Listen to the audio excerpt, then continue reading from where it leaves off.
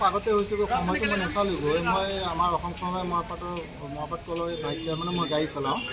মই গাড়ী চলাই মেলি কৰি ইফালৰ পৰা ডিউটি ছুটি কৰি পেলাই আহি থকা অৱস্থাত দেখিছে বন এটা আৰু পোৱালি এটা মানে এইফালে এখেতে মানে বজাৰলৈ চাইকেল লৈ আহি আছিলে জুট মিলৰ ফালৰ পৰা আহি আছিলে বজাৰ পৰা এই আমাৰ চাম কঁঠাল এটা আছে সেই চাম কঁঠাল ভূপেন হাজৰিকাৰ মানে হেৰিখন অকণমান ইফালে আহি পৰে পাহাৰটোৰ ওচৰত তাৰপিছত একদম মানে এই পাহাৰটো আমাৰ মৰাপাট কলৰ যোনটো পাহাৰটো আছে মিলৰ পাহাৰটো মাটিটো সেইফালৰ পৰা আহি পেলাই মানে তাক চাইকেলত একদম খুন্দিয়াই মাৰি পেলাই একদম পেটত তেনেকুৱা মাৰি মানে ফুটাই দিলেগৈ